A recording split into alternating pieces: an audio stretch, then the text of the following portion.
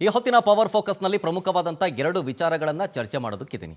Number 1, ಉಪಸಮರದ ಕಣ ಈಗ ರಂಗೇರ್ತಾ ಇದೆ. ಇವತ್ತು ಎರಡು ಕ್ಷೇತ್ರದಲ್ಲೂ ಅಭ್ಯರ್ಥಿಗಳ ನಾಮಿನೇಷನ್ ಭರಾಟೆ ಜೋರಾಗಿತ್ತು. ಜೊತೆಗೆ ಎರಡೂ ಕ್ಷೇತ್ರದಲ್ಲೂ ಎರಡೂ ಪಾರ್ಟಿಯ ಅಭ್ಯರ್ಥಿಗಳ ನಾಮಿನೇಷನ್ನಲ್ಲಿ ಹಿರಿಯ ನಾಯಕರೆಲ್ಲರೂ ಕೂಡ ಆಗಮಿಸಿ ಶಕ್ತಿ ಪ್ರದರ್ಶನವೂ ಕೂಡ ಆಯಿತು. ಇಲ್ಲಿ ಸೆಂಟರ್ ಆಫ್ ಅಟ್ರಾಕ್ಷನ್ ಆಗ್ತಾ ಇರೋದು ದಾವಣಗೆರೆ ಕ್ಷೇತ್ರ. ದಾವಣಗೆರೆ ಕ್ಷೇತ್ರದಲ್ಲಿ ಈ ಎಲೆಕ್ಷನ್ ಟಿಕೆಟ್ ಅನೌನ್ಸ್ ಆಗೋಕ್ಕೂ ಮುಂಚೆ ಕಾಂಗ್ರೆಸ್ನಲ್ಲಿ ಇಬ್ಬರೂ ಕೂಡ ನಾಮಿನೇಷನ್ ಫೈಲ್ ಮಾಡಿ ಬಂದಿದ್ದರು. ಈಗೇನೋ ಸಮರ್ಥ ಅವ್ರಿಗೇನೋ ಟಿಕೆಟ್ ಕನ್ಫರ್ಮ್ ಆಗಿದೆ. ಆದರೆ ಈಗ ಆಲ್ರೆಡಿ ಅಲ್ಪಸಂಖ್ಯಾತರ ಪರವಾಗಿ ನಾಮಿನೇಷನ್ ಫೈಲ್ ಮಾಡಿರೋರು ವಾಪಸ್ ತಗೊಳ್ತಾರಾ ಇಲ್ವಾ ಹೀಗನ್ನುವಂಥ ಚರ್ಚೆಯ ಜೊತೆಗೆ ಅಲ್ಲಿ ಬಂಡಾಯದ ಬಿಸಿ ಏನಾದರೂ ತಟ್ಟುತ್ತಾ, ತ್ರಿಕೋನ ಸ್ಪರ್ಧೆ ಏನಾದರೂ ಏರ್ಪಡುತ್ತಾ, ಹೀಗನ್ನುವಂಥ ಚರ್ಚೆಗಳು ಸಾಲಾಗ್ತಾ ಇದೆ. ಜೊತೆಗೆ ರಾಜ್ಯದಲ್ಲಿ ಕಾಂಗ್ರೆಸ್ ಅಧಿಕಾರಕ್ಕೆ ಬಂದು 3 ವರ್ಷ ಆದಂಥ ಸಂದರ್ಭದಲ್ಲಿ ಈ ಬೈ ಎಲೆಕ್ಷನ್ನು ಇದು ಮುಂದಿನ 2028ರ ಎಲೆಕ್ಷನ್ಗೆ ದಿಕ್ಸೂಚಿ ಆಗುತ್ತಾ, ಆ ಪ್ರಶ್ನೆಯೂ ಕೂಡ ಇದೆ. ನಂಬರ್ 2 ಬಂದು ಕೊಲ್ಲಿ ಯುದ್ಧದ ಎಫೆಕ್ಟು ರಾಜ್ಯದ ಹಲವು ಜಿಲ್ಲೆಗಳಿಗೂ ಕೊಟ್ಟಿದೆ, ದೇಶದ ಬೇರೆ ಬೇರೆ ರಾಜ್ಯಗಳಿಗೂ ಕೂಡ ತಟ್ಟಿದೆ. ಗ್ಯಾಸ್ ಟ್ರಬಲ್ ಆಗ್ತಿರೋದು ನೀವು ಗಮನಿಸ್ತಾ ಇದ್ದೀರಿ. ನೆಕ್ಸ್ಟು ಪೆಟ್ರೋಲ್ ಮತ್ತು ಡೀಸೆಲ್ನಲ್ಲೂ ಕೂಡ ಏನಾದರೂ ಈ ರೀತಿಯಾಗಿ ಅಭಾವ ಸೃಷ್ಟಿಯಾಗ್ಬಿಡುತ್ತಾ ಅನ್ನೋದು ಒಂದು, ಸ್ವಾವಲಂಬಿಯಾಗಿ ಬದುಕಬೇಕು ಅನ್ನುವಂಥ ಸಂದೇಶವೂ ಕೂಡ ಆಗ್ತಾ ಇದೆ. ಯಾಕೆಂದರೆ ಈ ಹಿಂದೆ ಕೊರೋನಾ ಸಂದರ್ಭದಲ್ಲೂ ಕೂಡ ಏನೇನೆಲ್ಲ ಎಫೆಕ್ಟ್ ಬಿದ್ದಿತ್ತು, ಜನ ಹಿಂಗೆಲ್ಲ ಪರದಾಡಿದ್ರು ಅನ್ನೋದು ನಿಮಗೆ ಗೊತ್ತಿದೆ. ಸೊ ಆ ರೀತಿಯಾದಂಥ ದಿನಗಳನ್ನು ಇವತ್ತು ಪ್ರಧಾನಿ ಮೋದಿಯವರು ಕೂಡ ಲೋಕಸಭೆಯಲ್ಲಿ ಪ್ರಸ್ತಾಪ ಮಾಡಿದ್ರು, ನೆನಪಿಸ್ಕೊಂಡ್ರು ಆ ದಿನಗಳನ್ನು. ಜೊತೆಗೆ ಈ ಯುದ್ಧದ ಹೊಡೆತವನ್ನು ನಿಭಾಯಿಸೋದಕ್ಕೆ ಭಾರತ ಸಮರ್ಥವಾಗಿದೆಯಾ, ಹೇಗಾಗುತ್ತೆ ಮುಂದಿನ ದಿನಗಳಲ್ಲಿ ಯುದ್ಧ ಹಿಂಗೆ ಮುಂದುವರೆದರೆ, ಅದರ ಬಗ್ಗೆಯೂ ಕೂಡ ಚರ್ಚೆ ಮಾಡ್ತೀನಿ ಈ ಹೊತ್ತಿನ ಪವರ್ ಫೋಕಸ್ನಲ್ಲಿ. ಪವರ್ ಫೋಕಸ್ನ ಮೊದಲ ಸ್ಟೋರಿ ಉಪಸಮರ. ಉಪಚುನಾವಣೆಯ 2 ಕ್ಷೇತ್ರಗಳಲ್ಲಿ ನಾಮಿನೇಷನ್ ಭರಾಟೆ ಜೋರಾಗಿತ್ತು. ದಾವಣಗೆರೆ ದಕ್ಷಿಣ ಮತ್ತು ಬಾಗಲಕೋಟೆ ಕ್ಷೇತ್ರಗಳ ಬೈ ಎಲೆಕ್ಷನ್ ನಾಮಿನೇಷನ್ ಫೈಲ್ ಮಾಡಾಗಿದೆ ಎರಡೂ ಪಕ್ಷದ ಅಭ್ಯರ್ಥಿಗಳಿಂದ. ಉಭಯ ಕ್ಷೇತ್ರಗಳಲ್ಲೂ ಕದನ ಕಲಿಗಳ ಉಮೇದುವಾರಿಕೆ ಸಲ್ಲಿಕೆ ಮಾಡಲಾಗಿದೆ. ಬಾಗಲಕೋಟೆಯಲ್ಲಿ ಬಿಜೆಪಿ ಮತ್ತು ಕಾಂಗ್ರೆಸ್ನ ನೇರ ಹಣಾಹಣಿ. ಬಿಜೆಪಿ ಅಭ್ಯರ್ಥಿ ವೀರಣ್ಣ ಚರಂತಿಮಠ ಅವರು ನಾಮಪತ್ರವನ್ನು ಸಲ್ಲಿಕೆ ಮಾಡಿದರು. ಅವರಿಗೆ BY ವಿಜಯೇಂದ್ರ ಅವರು ಜೊತೆಗೆ ಪ್ರಹ್ಲಾದ್ ಜೋಶಿ ಅವರು ಬಿಜೆಪಿ ಅಭ್ಯರ್ಥಿಗೆ ಸಾಥ್ ಕೊಟ್ಟಿದ್ದಾರೆ. ಇನ್ನು ಕಾಂಗ್ರೆಸ್ ಅಭ್ಯರ್ಥಿಯಾಗಿ ಅಲ್ಲಿ ಉಮೇಶ್ ಮೇಟಿ ಉಮೇದುವಾರಿಕೆ ಸಲ್ಲಿಸಿದ್ದಾರೆ, ಅಂದರೆ ನಾಮಿನೇಷನ್ ಸಲ್ಲಿಸಿದ್ದಾರೆ.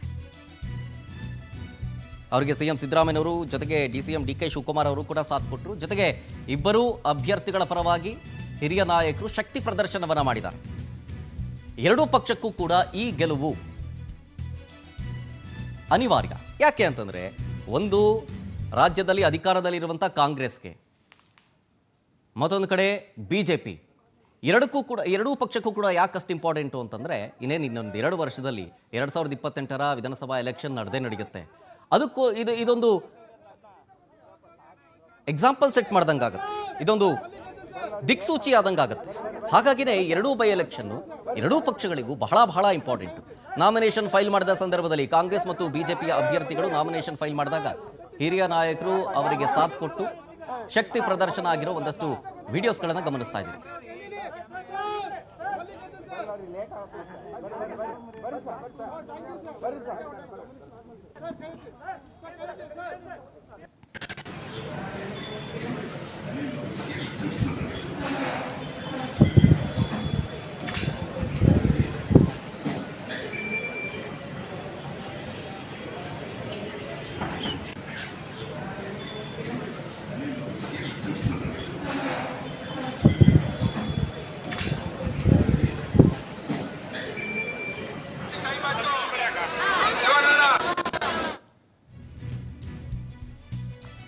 ಇನ್ನು ದಾವಣಗೆರೆ ದಕ್ಷಿಣ, ಅಲ್ಲೂ ಕೂಡ ಕೈ ಬಂಡಾಯದ ಬಿಸಿ ಇದೆ. ತ್ರಿಕೋನ ಸ್ಪರ್ಧೆ ಏನಾದರೂ ಏರ್ಪಡುತ್ತಾ ಅನ್ನುವಂಥ ಅನುಮಾನ ಪ್ರಶ್ನೆಯೂ ಇದೆ. ಕಾಂಗ್ರೆಸ್ ಅಭ್ಯರ್ಥಿಯಾಗಿ ಸಮರ್ಥ ಶಾಮನೂರು ನಾಮಪತ್ರ ಸಲ್ಲಿಸಿದ್ರು. ಇವತ್ತು ಮತ್ತೊಮ್ಮೆ ಅದ್ದೂರಿ ಮೆರವಣಿಗೆ ಮಾಡುವ ಮೂಲಕ ಆಗಮಿಸಿ ನಾಮಪತ್ರವನ್ನು ಸಲ್ಲಿಕೆ ಮಾಡಿದ್ದಾರೆ ಸಮರ್ಥ. ಕೈ ಅಭ್ಯರ್ಥಿಗೆ CM ಮತ್ತು DCM ಸೇರಿದಂತೆ ಹಲವು ಸಚಿವರು ಸಾಥ್ ಕೊಟ್ಟಿದ್ದಾರೆ. ಶಕ್ತಿ ಪ್ರದರ್ಶನ ಇಲ್ಲೂ ಕೂಡ ಆಗಿದೆ. ಮತ್ತೊಂದು ಕಡೆ ಬಿಜೆಪಿ ಅಭ್ಯರ್ಥಿ ಶ್ರೀನಿವಾಸ್ಗೆ ಮಾಜಿ CM BS ಯಡಿಯೂರಪ್ಪನವರು ಸಾಥ್ ಕೊಟ್ಟಿದ್ದಾರೆ. BS ಯಡಿಯೂರಪ್ಪನವರ ಜೊತೆಗೆ ಶ್ರೀನಿವಾಸ್ ರೋಡ್ ಶೋ ಕೂಡ ಮಾಡಿದ್ರು. ಶಕ್ತಿ ಪ್ರದರ್ಶನವೂ ಕೂಡ ಅಲ್ಲಾಯಿತು. ಈಗ ಅಖಾಡಕ್ಕೆ ಕಾಂಗ್ರೆಸ್ ಬಂಡಾಯ ಅಭ್ಯರ್ಥಿ ಸಾದಿಕ್ ಪಲ್ವಾನ್ ಅವರು ಕೂಡ ಇದ್ದಾರೆ. ಅವರಿನ್ನೂ ನಾಮಿನೇಷನ್ ವಾಪಸ್ ತಗೊಂಡಿಲ್ಲ. ಮುಸ್ಲಿಂ ಸಮುದಾಯಕ್ಕೆ ಟಿಕೆಟ್ ನಿರಾಕರಿಸಿದ ಹಿನ್ನೆಲೆಯಲ್ಲಿ ಏನಾದರೂ ಬಂಡಾಯ ಸಾರುತ್ತಾರಾ ಅವರು ಅಂತ. ದಾವಣಗೆರೆ ದಕ್ಷಿಣ ಕ್ಷೇತ್ರದಲ್ಲಿ ಮುಸ್ಲಿಂ ಮತಗಳೇ ನಿರ್ಣಾಯಕ, ಅತಿ ಹೆಚ್ಚು ಸಂಖ್ಯೆಯಲ್ಲಿರೋದು. ಹಾಗಾಗಿ ದಾವಣಗೆರೆಯಲ್ಲಿ ಏನಾದರೂ ತ್ರಿಕೋನ ಸ್ಪರ್ಧೆ ಆಗುತ್ತಾ, ಹೀಗರುವಂಥ ಪ್ರಶ್ನೆಯೂ ಕೂಡ ರಾಜಕೀಯ ಪಡಸಾಲೆಯಲ್ಲಿ ಕೇಳಿ ಬರ್ತಾ ಇದೆ. ಇಫ್ ಇನ್ ಕೇಸ್ ಹಂಗಾಯಿತು ಅಂತಂದರೆ ಯಾರಿಗೆ ಅವಕಾಶ ಸಿಗುತ್ತೆ? ಜನ ಯಾರನ್ನು ಒಪ್ಕೊಳ್ತಾರೆ ಹೀಗನ್ನುವಂಥ ಪ್ರಶ್ನೆಗೆ ಈಗ ಇರೋದು.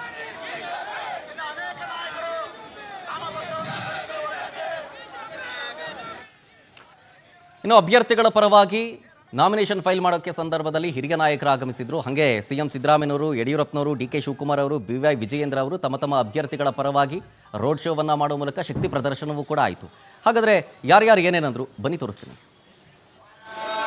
ಆಗಿರ್ತಕ್ಕಂಥ ವೀರಣ್ಣ ಚರಂತಿಮಠ ಅವರು ತಮ್ಮ ನಾಮಪತ್ರವನ್ನ ಸಲ್ಲಿಸಿದ್ದಾರೆ. ಕೇಂದ್ರದ ಸಚಿವರಾಗಿರುವಂತಹ ಪ್ರಹ್ಲಾದ್ ಜೋಶಿಜಿ ಅವರು, ಮಾಜಿ ಮುಖ್ಯಮಂತ್ರಿಗಳಾಗಿರುವಂತಹ ಜಗದೀಶ್ ಶೆಟ್ಟರ್ ಅವರು, ಶ್ರೀರಾಮುಲು ಅವರು, ಗೋವಿಂದ್ ಕಾರಜೋಳ ಅವರು, ಅರವಿಂದ್ ಲಿಂಬಾವಳಿ ಅವರು, ಮುರುಗೇಶ್ ನಿರಾಣಿ ಅವರು, ಗದ್ದಿಗೌಡರು, PH ಪೂಜಾರ್ ಅವರು, ನಮ್ಮ JDS ಪಕ್ಷದ ಎಲ್ಲ ನಮ್ಮ ಹಿರಿಯ ಮುಖಂಡರು ನಾಡಗೌಡರು ಕೂಡ ಬಂದಿದ್ದಾರೆ.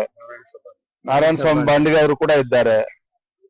ಇದರ ಅರ್ಥ ಇಷ್ಟೇನೆ, ಭಾರತೀಯ ಜನತಾ ಪಾರ್ಟಿ ನಾವೆಲ್ಲರೂ ಸಹ ಒಟ್ಟಾಗಿ ಒಂದಾಗಿ ಬಾಗಲಕೋಟೆ ಹಾಗೂ ದಾವಣಗೆರೆ ದಕ್ಷಿಣ ವಿಧಾನಸಭಾ ಕ್ಷೇತ್ರ ಎರಡೂ ಚುನಾವಣೆಗಳನ್ನ ನಾವು ಸವಾಲಾಗಿ ಸ್ವೀಕಾರ ಮಾಡಿದ್ದೇವೆ.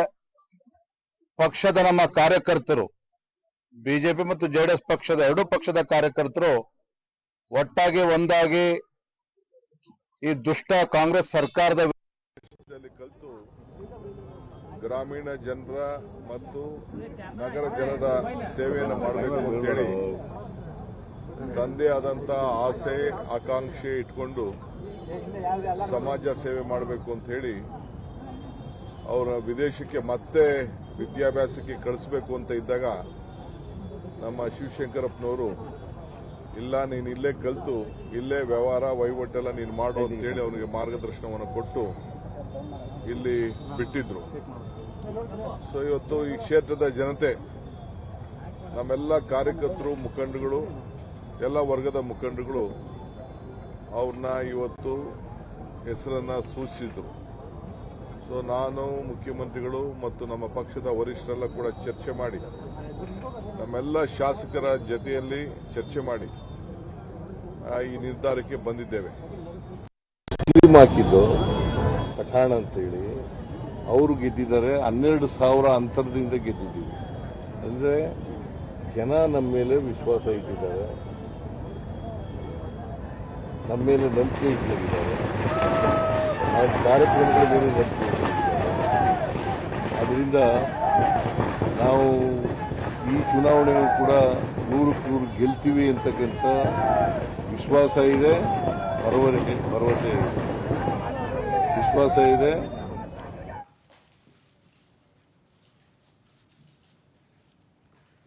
ಇದೇ ವಿಚಾರಕ್ಕೆ ಸಂಬಂಧಪಟ್ಟಂತೆ ಚರ್ಚೆ ಮಾಡ್ತಾ ಹೋಗೋಣ. ಸ್ಟುಡಿಯೋದಲ್ಲಿ ಇದ್ರ ಬಗ್ಗೆ ಚರ್ಚೆ ಮಾಡೋದಕ್ಕೆ ಬಿಜೆಪಿ ವಕ್ತಾರರಾದಂತಹ ಉತ್ಕರ್ಷ್ ಅವರು ಜಾನ್ ಆಗಿದ್ದಾರೆ. ಸರ್, ಕಾರ್ಯಕ್ರಮಕ್ಕೆ ಸ್ವಾಗತ ನಿಮಗೆ. ಹಾಗೆ ಕಾಂಗ್ರೆಸ್ ವಕ್ತಾರರಾದಂತಹ ನಟರಾಜ್ ಗೌಡರು ಜಾನ್ ಆಗಿದ್ದಾರೆ. ಸರ್, ಕಾರ್ಯಕ್ರಮಕ್ಕೆ ಸ್ವಾಗತ ನಿಮಗೆ. ನಮಸ್ತೆ ಸರ್, ಮೊದಲ ಪ್ರಶ್ನೆ ನಿಮಗೇನೆ. ಈಗ ಕಾಂಗ್ರೆಸ್ ಸರ್ಕಾರ ರಾಜ್ಯದಲ್ಲಿ ಅಧಿಕಾರಕ್ಕೆ ಬಂದು 3 ವರ್ಷ ಆಗೋಗಿದೆ ಈಗ ಆಲ್ರೆಡಿ. ಸೊ ಈ ಬಾರಿಯ ಈ ಬೈ ಎಲೆಕ್ಷನ್ನು ನೆಕ್ಸ್ಟ್ 2028ರ ಒಂದು ಎಲೆಕ್ಷನ್ಗೆ ದಿಕ್ಸೂಚಿ ಆಗುತ್ತೆ ಅನ್ನೋದು, ಅಂದರೆ ಮೂಡ್ ಆಫ್ ಒಂದು ಎಲೆಕ್ಷನ್ಗೆ ಅಂತ ಒಂದು ರಿಸಲ್ಟ್ ಬಂದಂಗೆ ಆಗುತ್ತೆ. ಸೊ ಎಷ್ಟು ಇಂಪಾರ್ಟೆಂಟು ಈ ಎರಡು ಕ್ಷೇತ್ರಗಳು ನಿಮಗೆ? ಖಂಡಿತವಾಗಿ ನೋಡಿ, ಒಂದು ಸರ್ಕಾರದ ಸಾಧನೆ ನಿಜವಾಗ್ಲೂ ಜನಸಾಮಾನ್ಯರಿಗೆ ತಲುಪಿದೆಯಾ, ಸರ್ಕಾರದ ಅಭಿವೃದ್ಧಿ ಜನಸಾಮಾನ್ಯರಿಗೆ ತಲುಪಿದೆಯಾ, ಅದು ಉಪಚುನಾವಣೆಗಳಲ್ಲಿ ಪ್ರಕಟ ಆಗ್ತವೆ. ಉಪಚುನಾವಣೆಯಲ್ಲಿ 2,000, 1,000, 3,000 ಮತಗಳು ತಗೊಂಡ್ರೆ ಅದೇನು ದೊಡ್ಡ ವಿಷಯ ಅಲ್ಲ. ಅಂತರದಲ್ಲಿ ಗೆದ್ದರೆ ದೊಡ್ಡ ವಿಷಯ ಆಗೋದಿಲ್ಲ. ಆಯ್ತಪ್ಪ, ಪೈಪೋಟಿ ಇತ್ತು, ಗೆದ್ದರು, ಸೋತರು. ಆದರೆ ಉಪಚುನಾವಣೆಯಲ್ಲಿ ಯಾವ ರೀತಿ ಗೆಲ್ಲಬೇಕು ಅಂದರೆ, ನಾವು ಚನ್ನಪಟ್ಟಣದ ಚುನಾವಣೆ ಗೆದ್ವಲ್ಲ ಬೈ ಎಲೆಕ್ಷನ್, ದೇವೇಗೌಡರ ಮೊಮ್ಮಗ ಕುಮಾರಸ್ವಾಮಿಯವರ ಮಗ 25,000 ಮತಗಳ ಅಂತರದಿಂದ ಸೋತರು, ಕಾಂಗ್ರೆಸ್ 25,000 ಅಂತರಗಳಿಂದ ಗೆಲ್ತು. ಸೊ ಆ ರೀತಿಯಾದ ಈ ರಿಸಲ್ಟ್ ಬಂದರೆ ಖಂಡಿತವಾಗಿ 2028ಕ್ಕೂ ಕೂಡ ಕಾಂಗ್ರೆಸ್ಗೆ ಒಂದು ಭದ್ರ ಬುನಾದಿ ಆಗುತ್ತೆ, ದಿಕ್ಸೂಚಿ ಅದು ತೋರಿಸುತ್ತೆ. ಎರಡೂ ಒಂದು ಸರ್ಕಾರನೂ ಕೂಡ ಒಳ್ಳೆ ಚೆನ್ನಾಗಿ ಕೆಲಸ ಮಾಡಿದೆ, ಮತ್ತು ಮುಂದಿನ ಚುನಾವಣೆಯಲ್ಲೂ ಜನ ಆಶೀರ್ವಾದ ಮಾಡ್ಲಿಕ್ಕೆ ರೆಡಿ ಇದ್ದಾರೆ ಅನ್ನೋದು ಭರವಸೆ ಬರುತ್ತೆ. ಯಾಕಂದರೆ ನೀವು ಹೇಳಿದಾಗ 3 ವರ್ಷ ಹತ್ತಿರ ಬಂದ್ಬಿಟ್ಟಿದೆ. ಸೊ ಇನ್ನು 1 ವರ್ಷ ಮುಗಿದ್ಮೇಲೆ ಎಲ್ಲ ಚುನಾವಣಾ ಆ ಗುಂಗಿಗೆ ಹೋಗ್ತಾರೆ. ಕೊನೆ ವರ್ಷ 27 ಎಂಡಿಗೆ ಬರ್ತಾ ಇದ್ರೆ ಹಂಗೆ ಆಗ್ಬಿಡ್ತದೆ. ಸೊ ಆ ನಿಟ್ಟಿನಲ್ಲಿ ಈ ಚುನಾವಣೆ ಬಹಳ ಪ್ರಮುಖವಾದ ಚುನಾವಣೆ. ನಮ್ಮದು ನಿರಂತರವಾದ ಸಂಘಟನೆ ಇದೆ. ಮೊನ್ನೆ ಡಿ ಕೆ ಶಿವಕುಮಾರ್ ಅವರು ಬಾಗಲಕೋಟೆ ಆಗ್ಬೋದು, ದಾವಣಗೆರೆ ದಕ್ಷಿಣ ಎರಡಿಗೂ ನಿರಂತರವಾದ ಸಂಘಟನೆಯನ್ನು ಮಾಡಿಸಿದ್ದಾರೆ. ಕಾರ್ಯಕರ್ತರು ಕಾಯ್ತಾ ಇದ್ದಾರೆ ಈ ರಿಸಲ್ಟ್ ಬರಲಿಕ್ಕೆ. ಓಕೆ. ಇವಾಗ ಚುನಾವಣಾ ನಮ್ಮ ಅಭ್ಯರ್ಥಿಯಿಂದ ಆಕಾಂಕ್ಷಿಗಳು ಜಾಸ್ತಿ ಇದ್ರು. ಹೌದು. ನಮಗೆ ಅಂದರೆ ಆಕಾಂಕ್ಷಿಗಳು ಜಾಸ್ತಿ ಇದ್ರು, ಗೆದ್ದೇ ಗೆಲ್ತೀವಿ ಅಂತ ಒಂದು ಭರವಸೆ ಬಂದಿತ್ತು. ಹಾಗಾಗಿ ಆಕಾಂಕ್ಷಿಗಳು ಜಾಸ್ತಿ ಇದ್ರು. ಸೊ ಎಲ್ಲರೂ ಒಮ್ಮತ ಮಾಡಿಕೊಂಡು ಎಲ್ಲರನ್ನು ಸೇರಿಸಿ ಮಾನ್ಯ ಮುಖ್ಯಮಂತ್ರಿಗಳು ಸಿದ್ದರಾಮಯ್ಯನವರು, ಮಾನ್ಯ ಡಿ ಕೆ ಶಿವಕುಮಾರ್ ಅವರು ತೀರ್ಮಾನ ಮಾಡಿ, ಮಾನ್ಯ ಸುರ್ಜೇವಾಲ ಅವರು ಕೂಡ ಬಂದು ಚರ್ಚೆ ಮಾಡಿದ್ರು. ಈಗ ತೀರ್ಮಾನ ಮಾಡಿದ್ದಾರೆ. ನಮಗೆ 25,000ದಿಂದ 40,000ಗಳ ಮತಗಳ ಅಂತರ ದಾವಣಗೆರೆ ದಕ್ಷಿಣದಲ್ಲಿ ಬರುತ್ತೆ. ಅಷ್ಟು ಅಂತರದಲ್ಲಿ ಸಮರ್ಥ, ನಿಜವಾಗ್ಲೂ ಒಂದು ಸಮರ್ಥ ಯುವಕ, ಸಮರ್ಥ ಅಭ್ಯರ್ಥಿ, ಎಲ್ಲ ಅಭ್ಯರ್ಥಿಗಳು ಸಮರ್ಥ, ನಮ್ಮಲ್ಲಿ ಎಲ್ಲ ಅಭ್ಯರ್ಥಿಗಳು ಸಮರ್ಥರಾಗ್ತಾ ಇದ್ರು. ಅಲ್ಲಿ ಗೆಲುವು ಖಂಡಿತ ಇದ್ದೇ ಇದೆ, ಕಾಂಗ್ರೆಸ್ಗೆ ಗೆಲುವು ಖಂಡಿತ ಇದ್ದೇ ಇದೆ. ಬಟ್ ಸಮರ್ಥ ಆ ಕುಟುಂಬದ ಮೇಲೆ ಜನಗಳಿಗೆ ಪ್ರೀತಿ ಇದೆ. ಶಾಮನೂರು ಶಿವಶಂಕರಪ್ಪನವರ ಕುಟುಂಬದವರ ಮೇಲೆ ಜನಗಳಿಗೆ ಪ್ರೀತಿ ವಿಶ್ವಾಸ ಇದೆ. ಅವರು ಕೂಡ ಅಷ್ಟೇ ಅಭಿಮಾನವನ್ನು ಇಟ್ಟಿದ್ದಾರೆ, ಪರಸ್ಪರ ಇದ್ದೇ ಇದೆ. ಕಾರ್ಯಕರ್ತರು ಬಹಳ ಉತ್ಸಾಹದಿಂದ ಇದ್ದಾರೆ.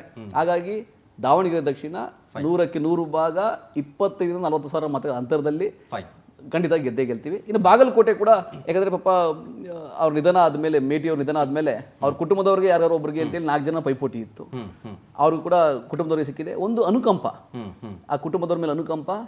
ಎರಡನೇದು ಅಲ್ಲಿ ಸಮುದಾಯದ ಒಂದು ನಾವು ಸಮೀಕರಣ ಮಾಡಿದ್ರು ಕೂಡ ಅವ್ರಿಗೆ ಅನುಕೂಲ ಆಗುತ್ತೆ. ಮೂರನೇದು ಮಾನ್ಯ ಸಿದ್ದರಾಮಯ್ಯನವರ ವರ್ಚಸ್ಸಿದೆ, ಸರ್ಕಾರದ ಆಳ್ವಿಕೆ ಇದೆ. ನಾಲ್ಕನೇದು ಮಾನ್ಯ ಡಿ ಕೆ ಶಿವಕುಮಾರ್ ಸಂಘಟನೆ ಇದೆ. ಈ ಎಲ್ಲ ಮೇಳೈಸಿ ಅಲ್ಲೂ ಕೂಡ ಕಳೆದ ಬಾರಿ ನಾವು ಬಹಳ ಕಡಿಮೆ ಅಂತರದಲ್ಲಿ ಗೆದ್ದಿದ್ವಿ ಕಳೆದ ಚುನಾವಣೆ ಮೇಟಿ. ಬಟ್ ಈ ಬಾರಿ ಅತ್ಯಧಿಕ ಅಂತರದಲ್ಲಿ ಗೆಲ್ತೀವಿ. ನಮ್ಮ ನಾಯಕತ್ವ ಸಮರ್ಥವಾಗಿದೆ. ಸೊ ಅಭ್ಯರ್ಥಿಗಳು ಸಮರ್ಥರಿದ್ದಾರೆ. ಗೆಲುವು ಕೂಡ ನಿಶ್ಚಿತವಾಗಿದೆ. ಉತ್ಕರ್ಷ ಅವರೇ, ಎಷ್ಟು ಇಂಪಾರ್ಟೆಂಟು ಈ ಎಲೆಕ್ಷನ್ ಅನ್ನು ಗೆಲ್ಲೋದು? ಖಂಡಿತವಾಗ್ಲೂ, ಯಾಕಂದರೆ ಈ ಬೈ ಎಲೆಕ್ಷನ್ ಏನು ಬಂದಿದೆ ಬಾಗಲಕೋಟೆ ಮತ್ತು ದಾವಣಗೆರೆ ದಕ್ಷಿಣ, ಖಂಡಿತವಾಗ್ಲೂ 28ರ ಚುನಾವಣೆಗೆ ದಿಕ್ಸೂಚಿ ಅಂತಲೇ ಹೇಳ್ಬೋದು. ಯಾಕಂದರೆ ನಾವು ನೋಡಿದ್ದೀವಿ ಕಳೆದ 3 ವರ್ಷಗಳಿಂದ ಕಾಂಗ್ರೆಸ್ನ ಭ್ರಷ್ಟಾಚಾರ ಅಥವಾ ಕಾಂಗ್ರೆಸ್ನ ಕಮಿಷನ್ ಆರೋಪಗಳಿರ್ಬೋದು, ಮತ್ತು ಇವರ ಒಳಜಗಳ, ಮುಖ್ಯಮಂತ್ರಿ ಕುರ್ಚಿ ಕಾದಾಟ ಮಾಡ್ತಾ ಇರ್ತಕ್ಕಂಥ ನೇರ ಹಣಾಹಣಿ ಯಾವ ರೀತಿ ಇದೆ ಅಂದರೆ ಜನರ ಸಮಸ್ಯೆಗಳಿಗೆ ಯಾವುದೇ ರೀತಿಯ ಒಂದು ರೀತಿಯ ಮುಖ್ಯ ಮಮಕಾರವನ್ನು ಕೊಡದೆ, ಅದಕ್ಕೆ ಮುಖ್ಯ ಉದ್ದೇಶವಾಗಿ ಇಟ್ಕೊಳ್ಳದೆ ಕೇವಲ ಇವ್ರ ಕುರ್ಚಿ ಉಳಿಸ್ಕೊಳ್ಲಿಕ್ಕೆ ಏನೆಲ್ಲ ಇವರ ನೋಟಂಕಿ ಆಟಗಳು ಜನಗಳ ಮುಂದೆ ಬಟಾಬೈಲಾಗಿರ್ತಕ್ಕಂಥದ್ದು. ಮತ್ತೆ ನೋಡಿ, ಬಹಳ ಸ್ಪಷ್ಟವಾಗಿ ಹೇಳಬೇಕು ಅಂತಂದ್ರೆ ಮುಸಲ್ಮಾನರನ್ನ ಅತ್ಯಂತ ಕಡೆಗಣಿಸಿ ಇವತ್ತು ಸದಾ ಮುಸಲ್ಮಾನರನ್ನ ಯಾವ ರೀತಿ ಕಾಂಗ್ರೆಸ್ ಮಾಡ್ತಿತ್ತು ಅಂತಂದ್ರೆ, ಬಿಜೆಪಿ ನೋಡಿ, ಬಿಜೆಪಿ ಬಂದ್ರೆ ನಿಮ್ಮನ್ನು ಪಾಕಿಸ್ತಾನಕ್ಕೆ ಕಳಿಸ್ಬಿಡುತ್ತೆ, ನಿಮ್ಮನ್ನು ದೇಶದ್ರೋಹಿಗಳಾಗಿ ಬ್ರ್ಯಾಂಡ್ ಮಾಡ್ಬಿಡ್ತಾರೆ ಅಂತ. ಆದ್ರೆ ಇವತ್ತು ನಿಜವಾಗ್ಲೂ ಹೇಳ್ತೀನಿ, ಮುಸಲ್ಮಾನರಿಗೆ ಬೆನ್ನಿಗೆ ಚೂರಿ ಹಾಕಿ, ನೇರವಾಗಿ ಬೆನ್ನಿಗೆ ಚೂರಿ ಹಾಕಿ ಅವರಿಗೆ ಮೋಸ ಮಾಡಿರ್ತಕ್ಕಂಥದ್ದು ಇವತ್ತು ಅಲ್ಲಿನ ಕಾಂಗ್ರೆಸ್ನ ಇವತ್ತಿನ ಸರ್ಕಾರದ ವ್ಯವಸ್ಥೆ. ಮತ್ತೆ ಬಹಳ ಪ್ರಮುಖವಾಗಿ ನಮಗೆ ಬಾಗಲಕೋಟೆ, ವಿಶೇಷವಾಗಿ ವೀರಣ್ಣ ಚಿರಂತಿಮಠ ಸಾಹೇಬರು ಬಹಳ ಸೀನಿಯರ್ ಮೋಸ್ಟ್ ರಾಜಕಾರಣಿಗಳು. ಅವ್ರ ಬಗ್ಗೆ ಯಾವುದೇ ಪಾರ್ಟಿಯವರು ಕೂಡ ಅವ್ರಿಗೆ ಒಳ್ಳೆ ರೀತಿಯ ಒಂದು ಇಮೇಜ್ ಇದೆ. ಒಂದು ಶಿಕ್ಷಣ ಸಂಸ್ಥೆಗಳನ್ನು ನಡೆಸಿ ಬಹಳ ಉತ್ಕೃಷ್ಟವಾಗಿ ಆ ಕ್ಷೇತ್ರದಲ್ಲಿ ಸೇವೆಯನ್ನು ಅನೇಕ ವರ್ಷಗಳಿಂದ ಮಾಡ್ಕೊಂಡು ಬಂದಿರತಕ್ಕಂಥದ್ದು. ಹಾಗಾಗಿ ಬಾಗಲಕೋಟೆಯಲ್ಲಿ ಈ ಬಾರಿ ಅಭೂತಪೂರ್ವ ಗೆಲುವನ್ನು ಚಿರಂತಿಮಠ ಅವರು ಸಾಧಿಸ್ತಾರೆ. ಅದರ ಜೊತೆಗೆ ದಾವಣಗೆರೆ ದಕ್ಷಿಣದಲ್ಲಿ ಸದಾ ಅಹಿಂದ ಸಮುದಾಯದ ನಾಯಕರು, ನಾನು ಸರ್ವೋಚ್ಚ ನಾಯಕರು ಅಂತ ಬಿಂಬಿಸ್ಕೊಳ್ತಕ್ಕಂಥ ಸಿದ್ದರಾಮಯ್ಯನವ್ರಿಗೆ ಇವತ್ತು ಯಾಕೆ ಆ ಸಮಾಜಗಳು ಇವತ್ತು ಧ್ವನಿ ಎತ್ತಲ್ರಿ, ನಮಗೆ ಮುಸಲ್ಮಾನರಿಗೆ ಕೊಡಿ ನೀವು, ಅಥವಾ ಹಿಂದುಳಿದಂಥ ಸಮುದಾಯಗಳಿಗೆ ಕೊಡಿ, ಅವಕಾಶ ಮಾಡಿಕೊಡಿ ಅಂತ ಅಂಗಲಾಚಿದ್ರು ಪಾಪ ನಿಮ್ಮ ಹತ್ರ. ಕೊನೆಗೆ ಅಲ್ಲಿನ ಅಭ್ಯರ್ಥಿ ಸಾದಿಕ್ ಪೈಲ್ವಾನೆ ಹೇಳ್ತಾರೆ, ಕೊನೆವರೆಗೂ ನಿಮಗೆ ಕೊಡ್ತೀವಿ ಅಂತ ಹೇಳಿ ಮುಸಲ್ಮಾನರಿಗೆ ಮೋಸ ಮಾಡಿದ್ರು ಅಂತ. ಆದರೆ ನಾವಿವತ್ತು ಒಬ್ಬ ಸಾಮಾನ್ಯ ಕೂಲಿ ಕಾರ್ಮಿಕನ ಮಗ ಶ್ರೀನಿವಾಸ್ ದಾಸಕರಿಯಪ್ಪನವರಿಗೆ, ಅತ್ಯಂತ ಹಿಂದುಳಿದಿರ್ತಕ್ಕಂಥ ವಾಲ್ಮೀಕಿ ಸಮಾಜದ ವ್ಯಕ್ತಿಗೆ ನಾವು ಟಿಕೆಟ್ ಅನ್ನು ಕೊಟ್ಟಿರ್ತಕ್ಕಂಥದ್ದು.